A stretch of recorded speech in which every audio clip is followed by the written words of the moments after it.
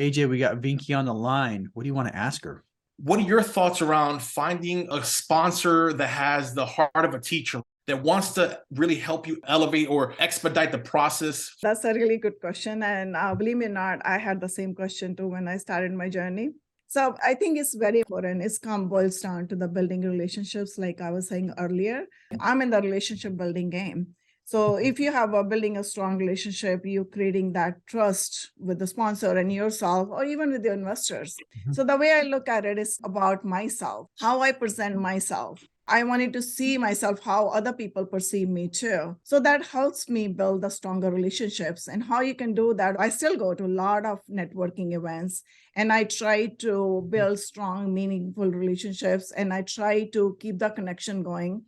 Yeah. And then if you really like somebody, sub-sponsor or somebody, what I did was I'm just doing my due diligence, checking their background, trying to figure out who they are on the social media and trying to kind of follow them. You know, if you follow them for a little bit, you figure out the patterns that they are following. And you start seeing the patterns and you can see, can you fit in any of these patterns or how you can add value. I'm Brian Briscoe, host of the Diary of an Apartment Investor podcast. And this podcast is different than everything else out there. I bring together a new and an experienced investor on each episode, and I let the aspiring investor ask the questions that they need answered. So if you're an aspiring investor yourself, you probably will have the exact same questions. Now, before we get to this episode, make sure you hit the subscribe button below and that little bell to make sure you get notified every time we post a new episode. And now, enjoy the show. Welcome to the Diary of an Apartment Investor podcast. I'm your host, Brian Briscoe with Streamline Capital Group.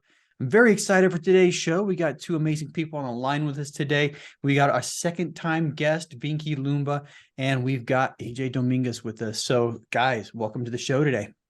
Thank you. Thank you. Thank you so much, Brian. I'm super excited to be back. Yeah, it's been a while since you've been on the show. March 8th, 2021 is when your episode was released, episode 105. So it's been a hot minute. It's been about 2 years. Happy to have you back. And it's probably been too long to ask you to come back. So, happy to have you. Thank you. Appreciate it. Do us a favor. Tell us a little bit about yourself. You already said my name. My name is Vinki Loomba, and just wanted to give you a little background on me. I come from a very strong IT and academia background. Tell us a little bit about pre-real estate and what got you into real estate. I think that's kind of where most people who are listening are, is they're kind of in that in between, like, I'm doing this right now, but I really want to do real estate. So walk us through that. Yeah, sure. Like I said, I come from a strong IT and academia background. So my journey started as a corporate 2 employee. I came to this country about 30 years ago. I got married and I had an arranged marriage. So people might be interested to know that too. Yeah. How did I find my husband? My husband was here at the time. He was a student. So he went back, and the way in Indian families it happens, because families know each other. Yep. So wedding or a marriage is between 2 families, more than the 2 kids. So that's how my parents knew the family. I got married. I came to US. And my focus was at that time to become a professor, because I was studying to be a professor. My vision was like that I wanted to be a professor. I wanted to complete my PhD. I came here, enrolled in UC Berkeley for my PhD. But destiny had something else in store for me. I had my first child, and my husband's like, oh, you want to try the business side of it? PhD, you can do anytime. So I thought, okay. So I went into the business world. I started my corporate job, which I really enjoyed it. And then when we both were working our jobs, we by default became landlords one time, a few years down the road. How did that happen? Because we bought a piece of land and we built our second home. And then we were in a position to afford 2 mortgages. So we rented our first house and we saw the positive cash flow about $500. So we just like, wow, we got it made kind of thing, So that sparked my interest in real estate investing. And it encouraged me to get my California realtor license, which I did. And we started investing in the residential as well as the retail properties. But however, over the course of time, managing all this investment portfolio, working 2 corporate jobs, 2 young kids, and lots of travel, I mean, that was too much for us to handle. I vividly remember that one day I just came back from a travel on a business trip. I put my bags down. My husband was ready to leave. And he told me on his way out, he said, Vinki, you got to pick one, either your real estate career or your corporate job, because we cannot handle that much with the young kids. You have to keep the balance. So at that time, I picked my corporate job over my real estate career because I didn't know the power of real estate at that time. Yeah. I just wanted to stay in the white collar job. I shouldn't say that it was a bad choice or right choice. Maybe that was the right choice at that time for my family. And but I put my career kind of on hold, the real estate career on hold. But a few years back, I got a chance to take an early retirement from my corporate job and step back into real estate with a new driven vision. So here I am today. Awesome. Awesome. Yeah, I think, a lot of people, they have that choice, and it's interesting to hear different people's journeys. And something we have in common is we both wanted to be a professor at one time. I think we already knew that about you, but you get into one career and you start juggling, and a lot of people find themselves in that spot.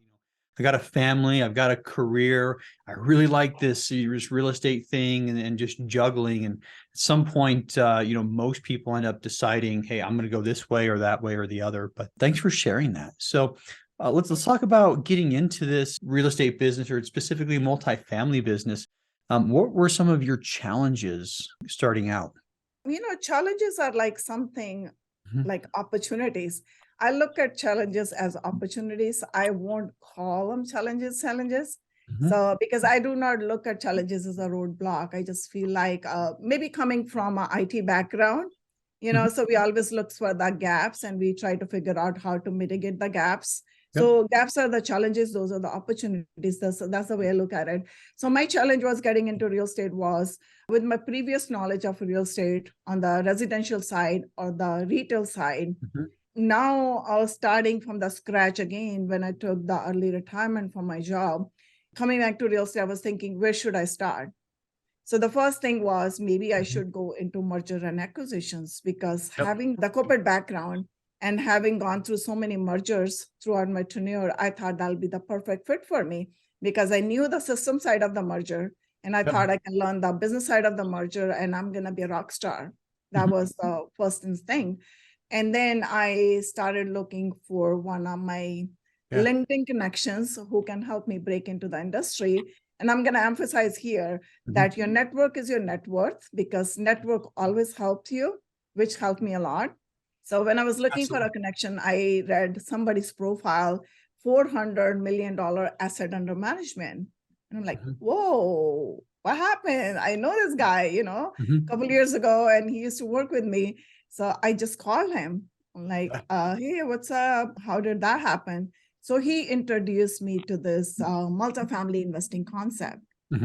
So rest I will say, like everybody says, is a history. I jumped on the opportunity. And my thing is I like to jump on the opportunity. And then I just feel like I'll find my ground. I'm very action oriented. That's what happened. And the other challenge was for me getting into this multi-family investing bandwagon was, how do I scale now? Because that's what a lot of people struggle. How do I find the investors? How do I scale? That was a big challenge for me initially. But then I figured out having the marketing background and branding myself in a way, or positioning myself in a way that I'm creating more meaningful relationships, because I started positioning myself that I am more the relationship building game versus transactional or just like transactional relationship game. That helped me a lot to overcome those challenges. And I think that really helps. I think most successful people really in industry realize that it's about the relationships, not the transactions. And that's something I've definitely learned over and over again. When I think about developing relationships, it may not provide immediate dividends, but it pays long term. And when you focus on transactions, I think it's the opposite. Sometimes it'll get you an immediate payout, but it doesn't always help you long term. So appreciate you mentioning that lesson learned there. So something I like to do, I like to talk about, specific properties. So is there one that you would like to talk about today? Maybe your first or your favorite or most recent? Pick one. Yeah, of course. I have a really good one that I'm super excited to share with you. We bought this property about I would say now it's more than a year and a half now. Mhm. So this was in Georgia. I got into the deal. This was one of my first deals. Mhm. And I can share with you that we already went full cycle in 11 months. Nice. So why we got this deal to begin with, we saw the opportunity. There was a huge opportunity in this deal, and it was Mhm. a good location, good demographics, good job growth, population growth. It was a perfect value add opportunity. Yeah. Rents were below market, and we did see the opportunity for the fourth acquisition. So I jumped on with the team, and I just, wanted to be partner on that deal. We had a good business plan. We wanted to renovate the units. We wanted to do the interior upgrades.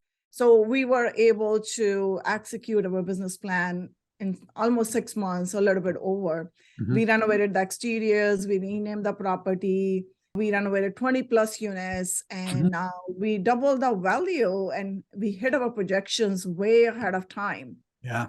We sold in 11 months, more than double the price, Wow. double the purchase price. And our investor was super happy and excited. You can call it was like one of the unicorn deals, but it was like another feather in the hat, Yeah. I don't think any investor in the world would be upset at those numbers. Yeah. But now 11 months, I would assume that there was some market tailwinds in your favor. What market was this in? It was in Georgia. Okay. Southeast is hot. And I think we've seen a lot of year over year appreciation there. I've got 2 properties in Georgia and I love the state as a whole. Mine are in Augusta, but yeah, we've seen a lot of year over year appreciation there that has basically taken our value add plan and put it on steroids is how I look at it, so a little bit of value add, a little bit of market appreciation, what can go wrong there? So 11 months, doubling the value, I think that's a home run for everybody. So Exactly. yeah. So that said, another question I like to ask everybody and, kind of a change of topic, but I like to understand what motivates people, so what would you say your big burning why is? My why is very, very big, and there's a little story behind it. And if you don't mind me sharing that, I don't know Go how ahead. much time you have, but I'm going to Yeah. share it. Yeah. I'll try to concise it. A few years back, like I mentioned already, that I got a chance to take early retirement from my W-2 job. Literally thinking, because I was still teaching at California State University as an adjunct professor, thought I'm retired. I called myself a retiree at that time. So I thought, I'm not going to work anymore. I'm just going to keep my teaching position at California State University. I'm happy with it. I even asked my husband, do you need me to work? And he's like, oh, no, we are at a good place. You do whatever you wanted to do. And I thought I gave 20 years of my career or my life to one corporation. I'm done. Yeah. I'm just going to enjoy my life because I got the taste of the freedom. So like, I just wanted to do something for myself, I just wanted to travel. So we started traveling. We traveled, I think almost a year. We just traveling, going to different countries. And one day when we were back, I just woke up with this strong feeling like 3 o'clock in the morning or 3:30 in the morning, just like a strong epiphany kind of thing. Like if I die right now, right this minute, all the experiences, all the education that I boast about all the time, like I did MPhil, I did MBA, I did this and that. Everything is going to go with me, waste. I did not do anything in this life to make a difference. And this was in my mind from the very childhood. I didn't want to be somebody who just came and left and didn't do anything in life, because I just wanted to say over here that I grew up in a very spiritual country, because as a spiritual land, people are very spiritual. So upbringing is like that we always wanted to make a difference or help people around us. So this strong feeling is like, oh my God, I didn't do anything. I have to do something. I have to make a difference. So I'm thinking, then I created a purpose for myself. And we already have a nonprofit organization that we just kind of on and off. We don't raise any funds or anything, but we just support ourselves. So I just created a mission or a purpose for myself that I wanted to help the women and children around the world. I'm going to make a difference. I'm going to at least bring the next meal on the table so that I'm creating some space in their mind to think of something else in the meal, so they can create some meaningful life for themselves. Now I have to support this cause, right? For that, I should be making money. So I'm thinking, should I go back to the W-2 job? And the choice was, no, I should do something on my own. So I picked real estate again. My real estate license was expired. Mhm. So I quickly scheduled my exam to retake the test, and then which I cleared in 4 days, which was pretty amazing without even studying. So now I got the license. Now I was thinking, what should I do? Where do I start? Like I told you before, I was thinking to go into merger and acquisitions, but I end up in multifamily. And I think multifamily I thought is a good place to be because I feel like it's a stable source of income, you can say, for people. And now you can make money so many different ways. Yeah. With the force appreciation, and also you have ability to leverage, the economies of scales is there, leverage the economies of scales. And also it was more like kind of hands-free kind of thing. And plus I got to be my own boss. Mhm. And that's how I started. And now I'm in a position that I'm just not only helping the investors invest with us, I'm helping multiple charitable cause, which is so close to my heart. And the people who are investing with us by default, they're helping our cause. We're not taking any money from them, but they invest with us, we make money, and we take our portion of the money, and then we support this cause. And mainly we take the projects in India right now, but the vision is to go global someday. Love Pick it. up any I love it. project anywhere in the world. Awesome. Yeah. Make your mark. I think that's important, That's give back and help other people. Yeah. Help other people. So I think that's awesome. Well, last question for you, and that's what's next? What's next? My vision is to touch 1 million lives in a meaningful way before I exit. That's my goal. I know it's achievable and I can easily do it where I am now in the current space. My vision is to scale my company at the very larger level that I'm globally able to support my cause. Yep. I'm able to pick any projects anywhere in the world. And with my company, I not only just help people with their financial dreams or get their financial freedom, success, whatever they're looking for, but also by investing with us, I just wanted to take a chunk of it and then help my cause, my purpose, because I strongly believe when your purpose is bigger than profit, everything is profit. Yeah. Because you're attracting the right client, you're attracting the right energies towards you, and then you're making things happen. Yeah. And I'm doing that already through my podcast. I do have a podcast just like Brian, the Real Estate Vibe, and I get a lot of guests, super awesome stories there. I think that's what my vision is, to grow and then help lots and lots of people. Yeah. Now I understand you have a summit coming up. We've spoken about that a little bit too. So tell us a little bit about what that is, when it is, and how people can find out about it. Yeah, thank you so much. Yes, that's the other thing we are doing. We're trying to give back to the community. So I'm doing a summit on February 25th and 26th. It's a free summit for all.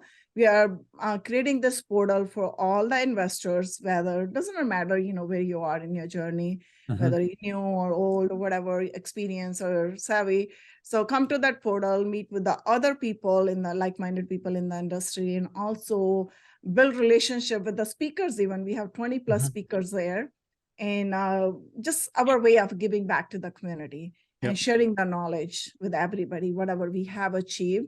And if you haven't signed up already for our summit, please go ahead and sign up. I'm gonna say our link is multifamilyinvestoreducationsummit.com. Please go there and sign up. Once again, multifamilyinvestoreducationsummit.com. Okay. And we'll have a link to that in the show notes. So if you don't have something to write that down with, just head to the show notes and click the link, and that'll take you straight there. So thank you so much for sharing all that, Vinki. Very much appreciate it. We're going to switch gears right now and talk with AJ a bit. So AJ, how you doing? Oh, thanks. Thanks for Brian. This is so exciting to be here with you today and with Vinki. Awesome. Yeah, excited to have you. Well, let's talk about you for a little bit. Tell us a little bit about yourself. Yeah, so I was born and raised in Manhattan, New York. Grew up living in apartments my whole life, never really knowing the value that apartments brought.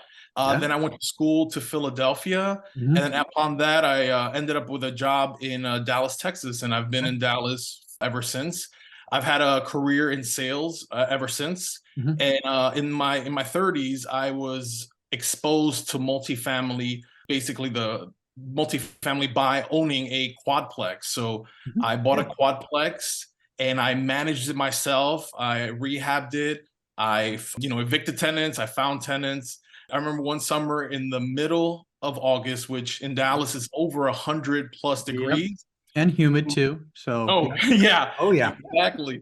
The electric box blew out on my property, Ouch. and I had to spend $3,000 in 3 days to get this up and running so that my tenants could have adequate, air conditioning. And it was one of the most stressful times in my life. But in all of that, I learned how amazing, multifamily investing is, and the fact that this property, this quadplex, cash flowed $1,000 a month for me. Mhm. And I was just so excited to have that additional income. Yeah. And then a few years later, an investment group came and wanted to buy the property, and I sold it for twice what Mhm. I purchased it. And since then, now I founded this company, Dominant Equity Group, and the idea is to really go after bigger deals and bring people that are excited about multifamily along for the ride. Yeah. And from there, it's just like, man, how can I do this again? It's I know. So Yeah. addicting. Yeah. And some of the little deals that I've done, and granted, it doesn't always scale like this, but I've done a fair amount of 20 to 60 unit deals, and when all's said and done, I just wish we had a zero on the end of everything. I wish instead of 20 units it was 200, but obviously it doesn't completely work like that. But yeah, it's addicting. You have fun doing it, and then when all's said and done, everybody makes a lot of money. You're just like, wow, that worked. So anyway, so cool. So started out with a fourplex. And let me ask you the question that I ask everybody, what is your why for getting into multifamily? I have a really great story about my why. So it happened in 2020. My son was born. And as we all know, we know what happened on March 2020, COVID hit. Yeah. And prior to that, really because of my wife and I, we both work, our son was going to have to go into daycare 4 months after he was born. However, because of COVID and me working from home 100%, I was able to have 8 months with my son at home and enjoy that time with him and bond with him. And right now we have the most amazing relationship 2.5 years later. And believe it or not, my dream, my big why is I want another child and I want to replicate that time. So I want to create a lifestyle where it's job optional so that I can give that next child that same attention and love that I gave my first son.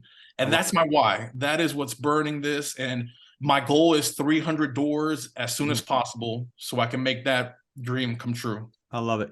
I've got a couple kids myself, and with my chosen career, I missed a lot of that. And I'm happy for you. Happy you're able to spend all that time with them. That's absolutely amazing.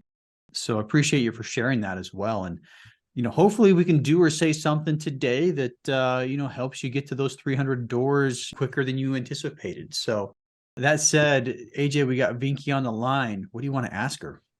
Vinki, just want to first thank you so much for taking this time to sit down with me and share your wisdom and knowledge. You don't know how appreciative I am of this and how excited I am to be talking with you.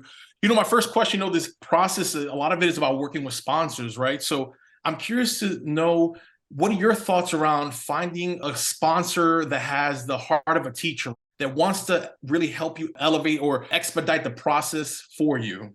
That's a really good question. And believe me or not, I had the same question too when I started my journey. Yeah. That how do I find the right person or find the right partner? Actually, I'm doing a session too in my summit to finding the right partners. So please join that one too. Yep.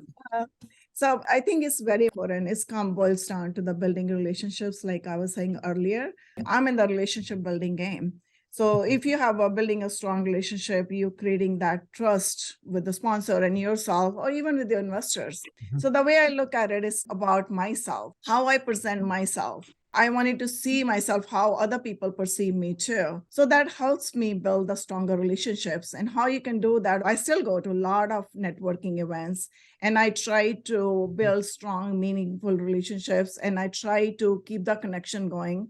It's not like one time you go to some conference or networking session and then you exchange your business cards after that, no follow-up.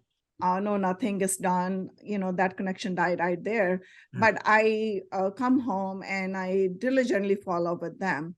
So when you follow up, I just, some people call it maybe small talk. I'm not sure how they categorize it. So you talk at their level, something different than the real estate too.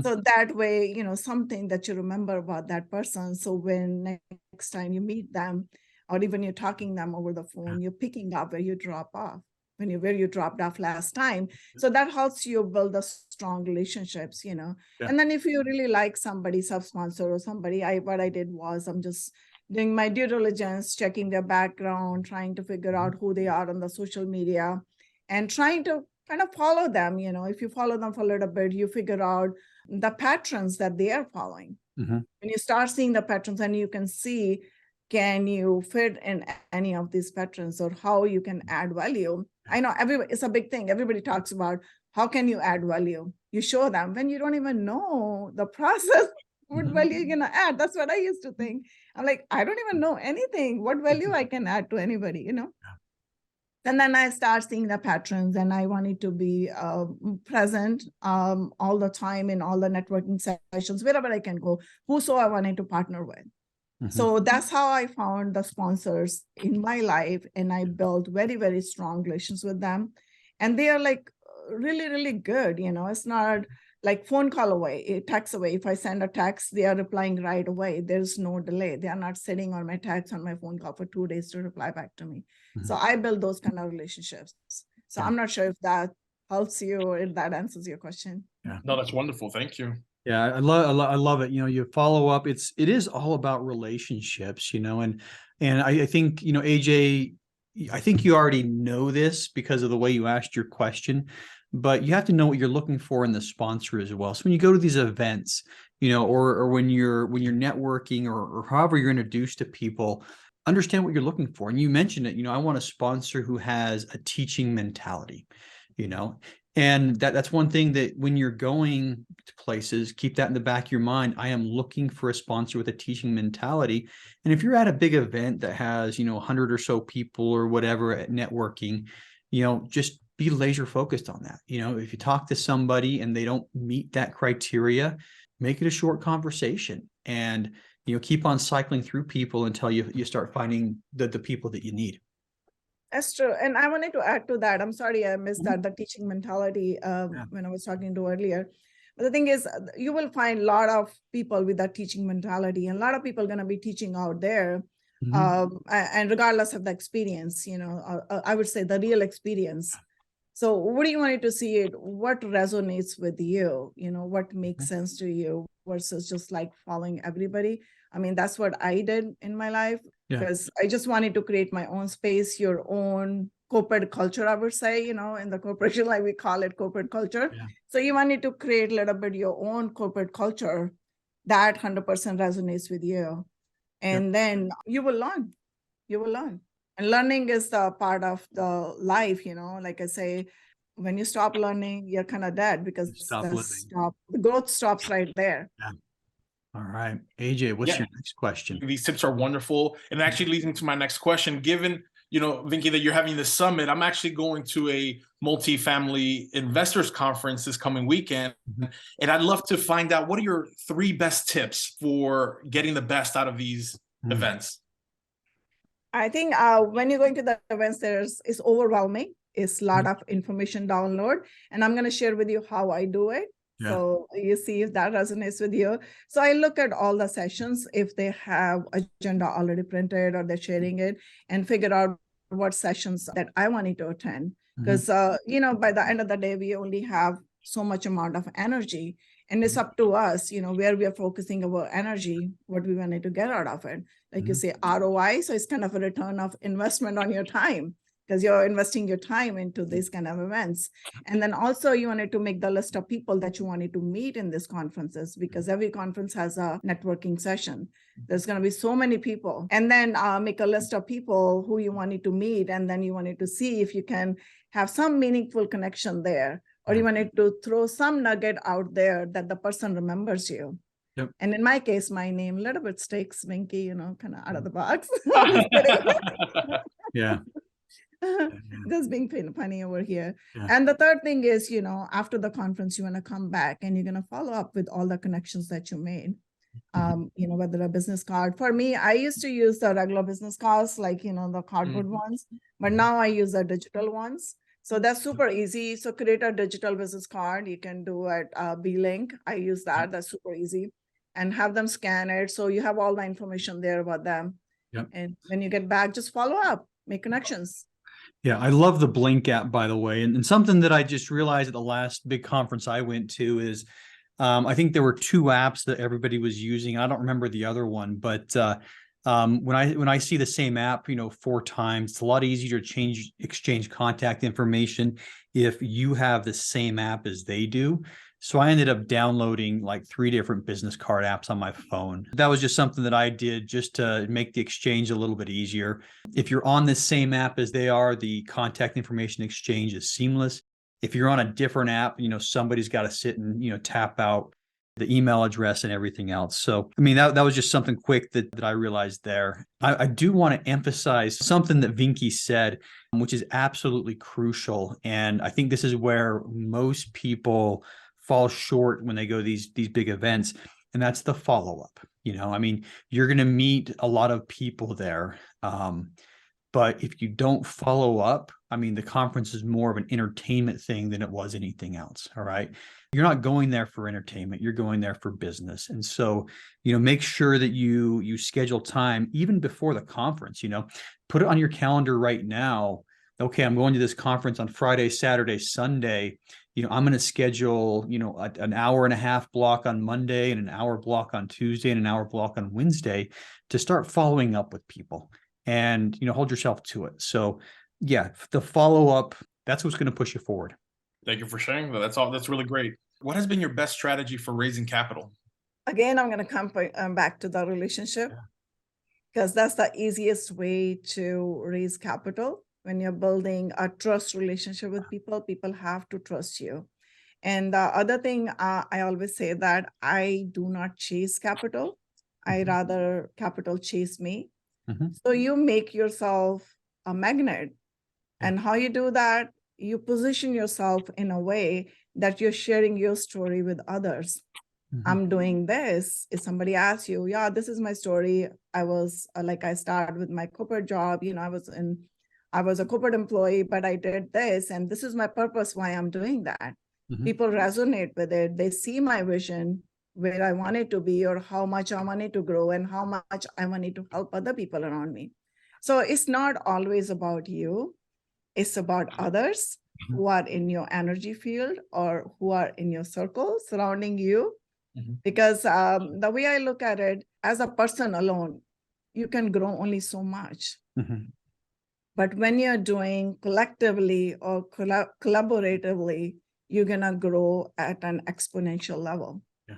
So whether it's you're doing a capital raise, you're doing the acquisition, or you're just doing investor relations, asset management, property management, regardless of the business, you're going to excel in everything, because you're attracting the right kind of forces or energies in your energy field.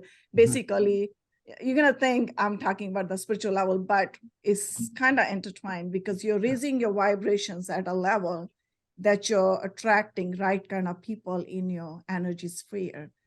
So there is no lack, it's always abundance. That really resonates with me.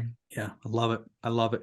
And I mean, something that Vinki said over and over again, and I truly believe it, and I think Vinki lives it better than most, it is 100% relationship. You're going to find, if you build the relationships, you have that long-term benefit, and I've had a lot of people that, when you first meet them and when you have that new relationship, they're probably not going to invest in your deal if they've only known you for a week. You keep on nurturing that relationship. And, I've had a couple of people who deal number 3, deal number 4 that I've presented to them are finally like, yeah, I trust you enough now that I'm going to invest with you.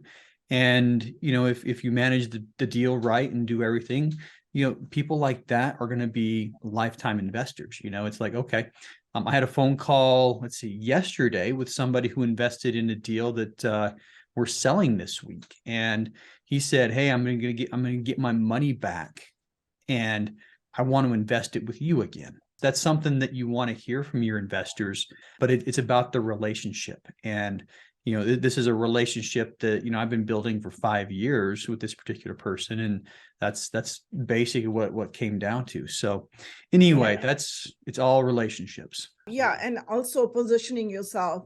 I do have a couple investors who just reach out to me on social media. and invested with me without even knowing them. Always I get one or two. When I do 5 or 60 C deals, I do get a couple investors all the time from the social media. Yeah.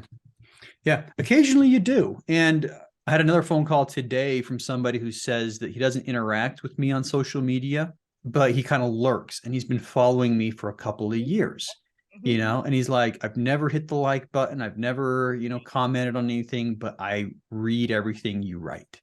And he talked to me today, and it's the same thing. So social media is powerful. Putting out that free value add content is powerful. And we are out of time. So one last question for each of you. Vinki, you get to go first. How can listeners learn more about you? I'm all over the social media, since we're talking about the social media. And the best way to reach out to me is you can connect with me on LinkedIn, or you can go to my website, loombainvest.com, and you can connect with me over there. Other than that, I do have a podcast, a really popular podcast, a Real Estate Vibe Show. Please tune into that. And again, I'm going to emphasize my conference is a 2-day conference, February 25th and 26th, Multifamily Education Summit. Please go to the website, www.multifamilyinvestoreducationsummit.com, and sign up if you haven't done that already. Awesome. And I'll see you And there. once again, that link is in the show notes. AJ, same question for you. How can listeners learn more about you? Yeah, please find me at dominanceequity.com. There's a ton of information there, as well as where to contact me.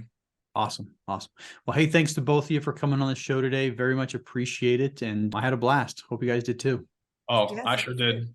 Thank you. Thank you. It was so much fun. Thank you. Hey, if you like that episode, make sure to subscribe. But more importantly, if you haven't joined our multifamily educational community yet, which we call the Tribe of Titans, you are missing out. Get 30 days free by clicking the link in the description to this episode, or go to thetribeoftitans.info, and we'll see you there.